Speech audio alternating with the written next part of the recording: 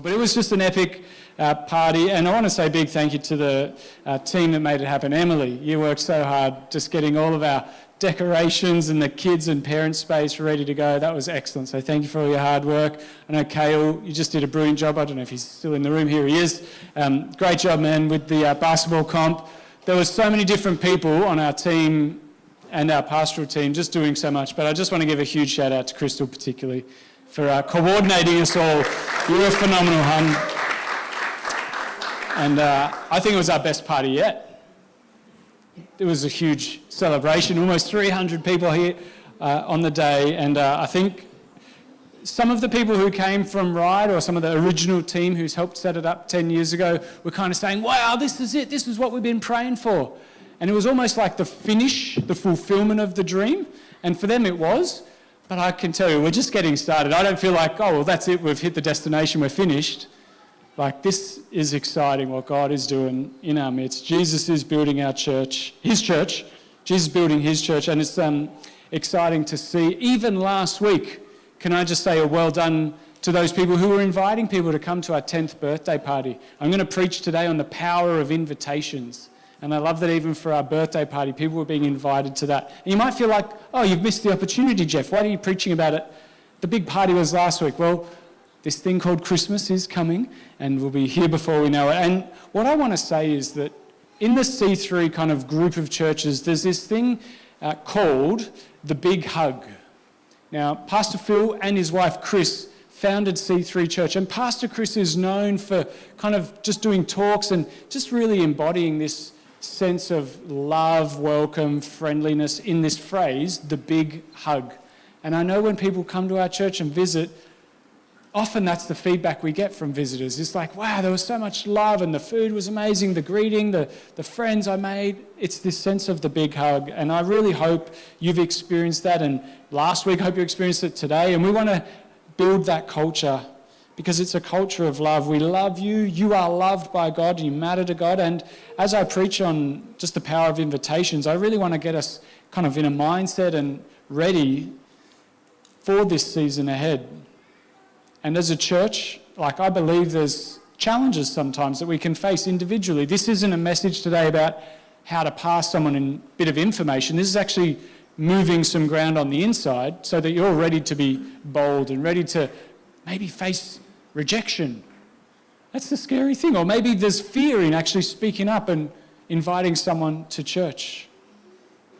I'm praying and believing today that God's going to fill you with boldness. I haven't got this scripture in my notes, but I love there's a proverb that says, the righteous are as bold as a lion. Well, let's take a little bit of a look at some scriptures today, because I want to get into this sense of invitations, that when Jesus was inviting his disciples, he was actually inviting them on a journey of transformation. He wasn't just passing out information, meet me at Galilee at 3 p.m. He's saying, no, come and follow me in John chapter 1, verse 39. That's as simple as it was for the disciples of John the Baptist. He just gives them this simple phrase, come and you will see. In John 1:43 to Philip, it's just 2 words, just follow me. I love how simple and short these invitations are. In Matthew 4, verse 19, Jesus says to the fishermen, to Simon, who becomes Peter, and Andrew, he says, come, follow me, and I will send you out to fish for people. These guys were fishermen, now they're becoming fishers of people. God has a great journey of transformation ahead, shifting what their focus is on. Later in Matthew 14, verse 29, I don't think I've got this one up on the screen, but Jesus actually says to Peter again, come. But this time it's not to come onto the shore to follow me. It's actually come out onto the water. Come and stand with me on the ocean. And this is impossible. And as I'm speaking about maybe inviting someone to church, maybe you feel like, that's impossible. I've never done that. I couldn't do that. I don't do that. I won't do. Maybe you're feeling like, no, sorry, Geoff, that's for the evangelists. Well, I'm here as an evangelist. I have that gift, and I believe our gift is there to help equip others for ministry. That's what it says in Ephesians 4. Use your gifts to equip the saints for ministry. So my hope today is that you each today feel equipped to go and invite someone. Now, 10 years ago when this church started, I don't think I would have been the best at inviting people. I actually was sitting in the back row when the church started. I wasn't a front row person back then. Now, we did have my beautiful young daughter, Olivia, was 2, and often with kids, it's like, oh, we'll just be quiet and inconspicuous up the back, or probably still loud up the back. Sorry, Liv. I was a bit bruised, to be honest, though, when I came to church. I didn't feel like inviting people. I'd had a bit of pain from the previous church. I actually was in some physical pain. I had a broken pelvis shortly before from a soccer injury. So I was just kind of taking it easy in the back row. But over a decade, God has absolutely been transforming me. Not just moving me forward in the rows in church, but rising in my faith. And that's what really matters.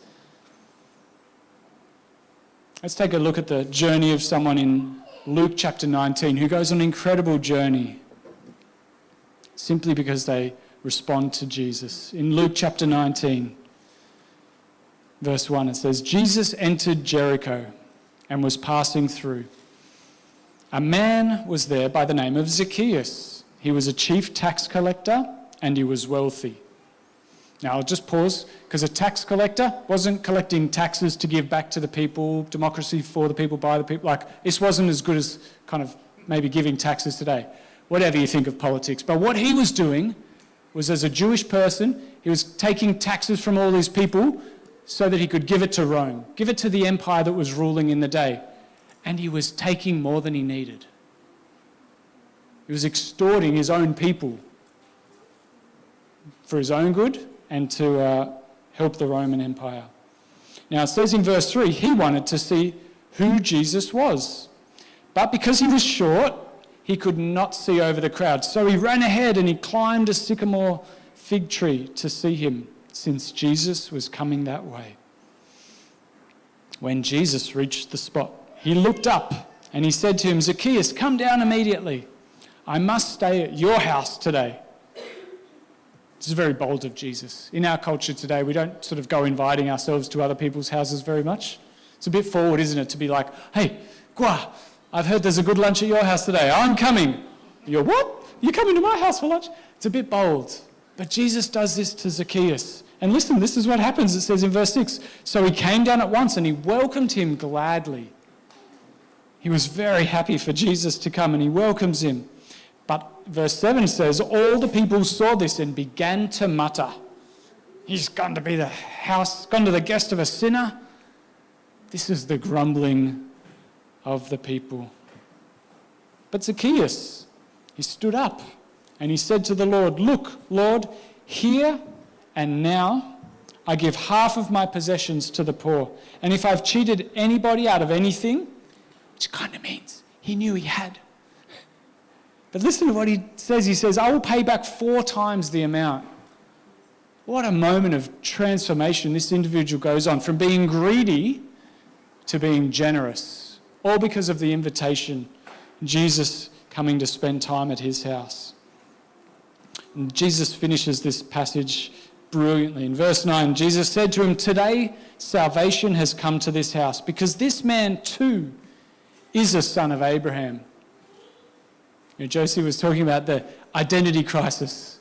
This man, he had an identity crisis because he wouldn't have known where he fit in the world. He's working for the Roman Empire, probably gets excluded by all his Israelite brothers and sisters and family because he's ripping them off. But Jesus puts him back into his right position in the community. He says, this too is a son of Abraham. He's a part of the family of God. Everybody is welcome. We've all got a pass, but I'm so thankful Jesus has our future in his hands. He has a community for us to belong to. In verse 10, what a great summary. Jesus says, for the Son of Man, for Jesus came to seek and to save the lost. As a church, our purpose is to reach, to connect and build. And that reach is all about to seek and to save the lost. Our prayer is that locals become friends, friends become family, and family become mature followers of Jesus. And today I've got 7 invitations that you might want to use with your network, with your connections. These are based on the 3 phases of that prayer, that journey that we're all on to become mature followers of Jesus. But before I talk about these 7 invitations, I just want to remind you, this isn't about just giving information to people. Oh, church, 9 a.m. Sunday. Yes, that's information, but that's not what persuades people to come, getting information. It's getting a revelation of that vision of what's ahead. It's an invitation, an opportunity to participate in a journey of transformation. These invitations can actually be incredibly influential moments. Can you think back to the person who invited you to church? Maybe you Googled it. Maybe it wasn't a person. I wonder who invited you. If I'm inviting someone over to my house, I don't say to them, oh, you can have the 3rd seat at the table. No, I say, come over and share a meal in my home. This is a place to share stories and jokes and laughter and life and pain and hope. If we're inviting someone to church, it's not just the 9 a.m. stat they need to know of park in Bay 3 at Clough Power. Like, that's not the information that moves people. Inviting people is actually inviting them into that big hug. You're sharing about the warm, welcoming, caring faith community. You're sharing about this place where we experience God in worship. A place where there's 3-on-3 basketball comps. This is the church. It's a place where single mums can find a place of extra support. A place where lonely people can find friendship. It's a place where we can find some common sense in a world where that's not so common. Where we can get the wisdom of Scripture, the teaching of the Word, and encouragement for our hope and for our journey. I hope you can see what God is building here when He is building His church. I hope you can see what Jesus is building here at C3 Church Rouse Hill. And I think this church is just so beautiful. What God is building is so precious. And I just think it's such a privilege to invite people into God's church. But it takes courage. I do recognise that. To actually invite someone along takes courage. There's a lady, a young Christian woman who was a surfer named Bethany Hamilton. Maybe you've heard a bit of her story. She's actually out surfing one day and gets attacked by a shark and her arm gets bitten off. An awful incident. But she is so courageous. She gets back into the water. She keeps surfing. It's amazing. And she has this great quote on courage. She says, courage doesn't mean you don't get afraid. Courage means you don't let fear stop you. As we think about inviting people, maybe you've had some hurt in the past of inviting some people. I've had some tough conversations where people haven't been very nice to me when I've invited them or asked them about Jesus. Courage means you don't let fear stop you. We've been singing as we worship, I will not fear, I will not fear. I think courage is such an important thing to foster in our own life. I love the scriptures in Joshua. It says, be strong and courageous as Joshua is about to enter the promised land. You know, this isn't just about a one-off thing. I'm not trying to build up some hype. I'll try it once. I'm actually trying to encourage you into a lifestyle of being someone that's invitational. As I share these 7 invitations, I hope this helps you on your journey. And I love even Sir Winston Churchill's quote. He says, success is not final. Failure is not fatal. It's the courage to continue that counts. You know, as we get ready to invite people in this Christmas season, I think it's important that we have courage to continue, more than just trying it once. And here's these 7 invitations. I'll move through these pretty quickly. The first one is a simple one. In Locals Becoming Friends, this is an invitation just to human connection, just to making a friend. At C3 Church Rouse Hill, we say that relationship is the context of discipleship. Can't do discipleship without a connection. And this might just be as simple as inviting someone over to your house just for a cup of coffee, or maybe it's to meet at a cafe to catch up, have a bite to eat. This is just really simple. The goal of this first invitation is actually just to make a friend, just to learn someone's name. It's hard to go from locals to friends without knowing someone's name. Someone's name is so precious to them, so powerful. And you might learn a bit of their story in that initial connection as well. That's the first invitation. I would say just practice inviting someone over to your place. You can do the Jesus thing and go bold and invite yourself over to their place. Invite yourself to a shisha's house. The food will be amazing with a shish and pinky. That's the place to be. Just those little invitations. It might not feel like you're doing a spiritual thing, inviting someone into your home. I tell you what, if you're creating space, if you're enlarging your heart, this is a spiritual thing. If you're ready to seek and to save the lost, that is a powerful moment. Just locals becoming friends. That's the first one. The second thing is you might want to invite someone, would you like to share a bit of your life story? Or could I share a little bit of my story? You might be able to share a bit of your testimony. And the goal here is that you actually make a meaningful connection. You actually start to build trust.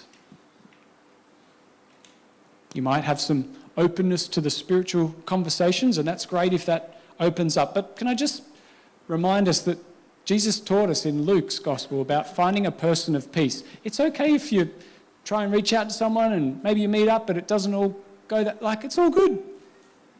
This isn't about becoming best friends with every person we're trying to connect with, we're trying to serve, we're trying to reach. There might be openness, you might find that person of peace, and that's fantastic if you do. The third invitation is actually a surprising one, but I've put it in here because I actually think this is really helpful. It's good for you and it's good for me. This is actually about an invitation to mutual support. It's actually asking for help as we get to know people. Now, this might be a surprise to you. Why should we be asking for help as we try and reach people? Well, this is maybe in just some simple areas of life. If you're going away, just asking someone to collect your mail for you or help put the bins out. Or maybe can you just help me solve this thing with my lawnmower? What's going on here? Just being humble enough to ask people for help actually kind of creates an authenticity, a realness, that we're not some like super Christian, like up on a platform trying to reach people who are like, hey, we're all broken. We all have a past.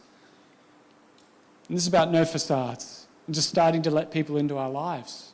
And asking for help, I think, is one of those interesting ways. It actually builds connection with people, builds trust with people. We're not trying to take advantage. It's not like asking Crystal, I need help, can you make me chocolate meringues? No. It's genuine requests. That was the third one. The next couple are in this friends becoming family phase of the journey. This is where I think we can invite people to church. Would you like to come? And I'd encourage you, share what you love about church. Cast some vision, because some people, they maybe have gone to a really traditional church growing up. And this is very different. We hear that quite a bit. Wow, it's really free in the worship, really loud. But we love the way God moves. Some people have never been to church though, and they're like, I don't know what I'm being invited to. So cast vision as you invite people. Share about what it is you love. That there's an open door here for people to experience God. And I think people might come to church for three different reasons. They might come because they need some help with a practical need, something very personal to them. Might be in their house, their finances, relationships, some practical real life issues that they're facing. The second thing is that maybe it's that eternal kind of trajectory, this hope that they need for the journey that they're on. They're wondering about the big things of life when a death or major illness happens, conflict or a real challenge. Often then people start thinking about those bigger things. So they might need practical help, or maybe something around their eternal needs that they need hope for. And thirdly, some people come to church because they know it's healthy. It's a good thing to do, and it absolutely is. It's a great place to be every Sunday. So success at this kind of phase is just making a warm extension and invitation to the opportunity to come to church. I remember when I got invited to church, and I actually got invited to just go to a drop-in centre as a teenager. And I was just like, I've never been to a drop-in centre. I don't know what that is. And they just explained it so simply. It was like, oh, there's a pool table. There'll be a computer set up so kids can play on the computer. We'll have snacks. They made the best Mars bar slice at this church. Oh, my gosh. It was so good. But they also said, oh, we'll have a place where you can play ball games, and we'll have some couches set out and a TV. Because back in the 90s, there was a TV show after school called The Fresh Prince of Bel-Air. And you did not want to miss that. And you'd sit down with all your friends at drop-in centre, and off you'd all go. This is the stuff. And we'd all belt it out. We'd all sing the lyrics. Some of you are ready to go back and watch some reruns right now, aren't you? This was my first experience in church. Then I went from the drop-in centre to the Tuesday night teenagers group, where we'd hear about the messages of the scripture. And then I went to a Sunday night 5 p.m. service. and I heard the gospel and I said, yes, I want to commit my life to following Jesus. All just because I got invited by a man named John Collier, our scripture teacher at the high school. Come to drop in. Come on a Friday afternoon. I wonder what your invitation was. I wonder who it was from. And one day, these empty seats, there'll be people sitting in them because we've invited someone to come to church. The next part of this, friends becoming family, I also think it's more than just coming to church. We actually want to invite people to follow Jesus. This is the whole point. And I love that we get to invite people maybe to read the scriptures together. Let's look at the life of Jesus in the Gospels. But I love that we can ask people, would you like to try it Jesus' way? We can pray with people. We can show them the ways of the kingdom. We can tell testimonies, explore scriptures. And success here is really getting people into the Word of God and thinking about how they can change their life patterns, how they can repent and commit to following Jesus. And this is a process, right? Every Sunday we give an opportunity for that moment to start the journey or recommit on that journey, but it's a process. And maybe there's people around you at the moment that you can invite into that journey or remind them about that journey. In the third phase, family becoming mature followers of Jesus. This is where I want to encourage you as well. Maybe there's some people around you right now that you can invite into an ongoing discipleship environment. And this is a kind of a shared environment with other people. I think discipleship is a community experience. It's not a solo sport. It's a team sport. And so maybe it's considering, would you like to join a connect group or one of our teams here at church? Because these are both disciple-making contexts. And you might think, joining a connect group is better for your discipleship. Actually, Pastor Richard, the man who started C3 Ride with his wife, Kathy, he actually challenges that and thinks actually teams are really good for discipleship because you're actually doing something together. There's something practical. And so there's opportunity for feedback as you do something together. Maybe you've got to arrive at a certain time or do a certain job a certain way, and as you do it, it's kind of a chance to give feedback as you do those roles. Whichever one you think is going to be helpful for people as you disciple people, as you think about these invitations. The success factor here is actually getting people committed to an ongoing opportunity for discipleship. We also have opportunities of prayer meetings, inviting people to a prayer meeting, a 1 hour, once a month opportunity to just get to know God is a great thing. And maybe in 2026, I could set a challenge. Try and be at every prayer meeting in the year ahead. We've got one more coming up in December. Prayer is so central. It's the engine of our church. And the final little invitation is trying to help discover people's spiritual gifts.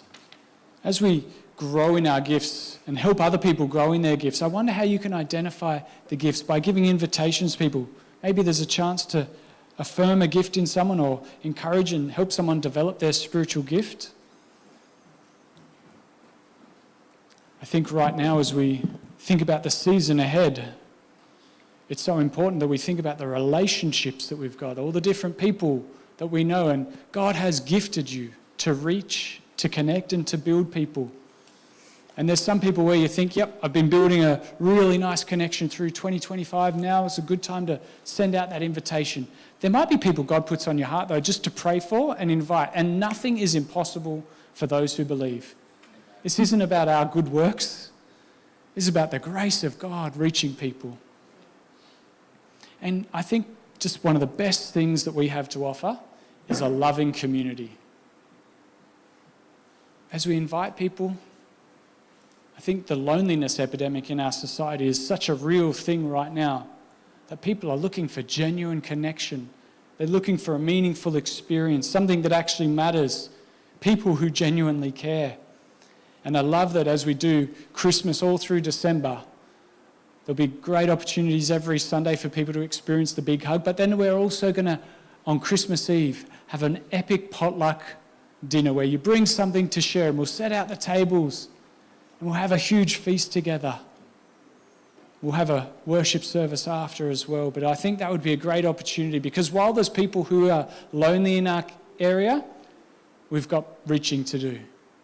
If there's single parents or grandparents, parents that are finding it hard to raise a kid on their own. That's why we've got to keep running things like playgroup to serve people. While there's teenagers in our high schools that are lonely or feel alienated and far off from God, we've got work to do. While there's people in Rouse Hill or Richmond that don't yet know the love of God, we've got work to do. So I want to encourage us, just as we close, I might invite Nicole to come and create a bit of atmosphere, because I just want to finish with a moment of prayer for us, church. And I invite you to stand just where you are if you're able, just to stand in the presence of God, because I want to pray for that spirit of boldness to come upon us. The righteous are as bold as a lion, and there might be a lingering fear that's nagging you, or a bit of discouragement. It didn't work last time when I invited someone. I'd love to pray for boldness over people today. I believe I got that gift of evangelism. I'd love to lay hands on you and impart that spiritual gift. But really today, what we're doing is we're being like Peter when Jesus invited him to step out of the boat. Peter just said yes. Peter stepped out onto the water and absolutely did the impossible. And with Jesus, it's possible for us to influence others. As we extend invitations, it's possible for us to help people start a journey of transformation. So even as we stand right now, Lord, would your Holy Spirit fall afresh on us today? Would your grace be poured out afresh? Jesus, you want to bind up the brokenhearted, and where we've got our own hurts and pains from the past, Lord, would you heal us on the inside? Would you help us to see the people around us? And I thank you, Jesus, you said the harvest is ready, but pray for workers. And right now, Lord, I pray in this room that there would be people ready to work, ready to reap a harvest, ready to go and reach, ready to seek and save the lost.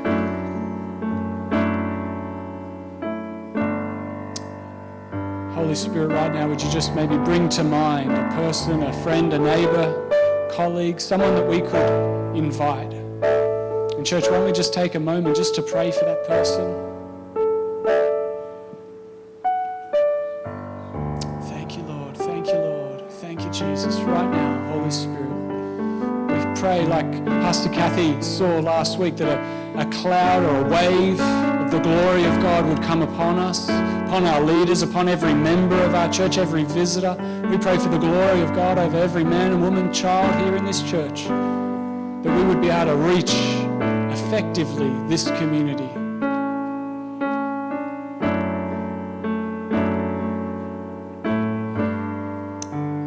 God, would you fan into flame the gifts that are in us? Help us to love people with the gifts that you've given us, with our personalities, our own expressions of life, our own passions, whether it's through sports or hobbies like gardening, Lord, whether it's through food or music, online gaming, Lord, all the different ways we might connect with people. Coffee, listening, having conversations. We pray for a mighty move of God in our city. And we pray in December, Lord, that hearts would be open, just like there's an open heaven over us right now, Lord. We pray hearts would be open in this city, that people would respond to the gospel. People would respond to the invitation to come over for a meal or a drink. People would respond to the invitation to share a bit of their life story, and that people would grow closer together. We pray for positive responses, the favor of God on us. Thank you, Jesus. We don't deserve it, but you are willing, and you generously, you lavishly pour out your love and your favor on us. We reject any fear or rejection. We rebuke that spirit right now and say, be gone. We pray that perfect love right now rests on us, and it casts out all fear. See it like a black crow flying off right now. Fear is gone in the name of Jesus.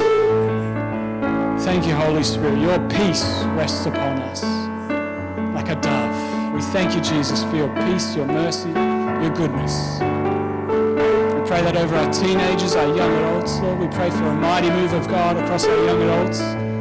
Thank you, God, for the fire of God resting on them, a hunger to pray resting on them, a devotion to you rising up in their lives. Thank you, Jesus. Thank you for the mothers in our church, those that have been praying for salvations for their kids for many, many years. We pray now is the time of harvest. Now is the day of salvation. Thank you, Jesus. Thank you, Jesus. We pray for boldness over the men in our church, Lord. To be humble, authentic, friendly and invitational to those around them. We thank you that they're carrying influence and leadership. Thank you, mighty God. Mighty God, you're doing something mighty in our church. This is your church, Lord Jesus. Would you have your way?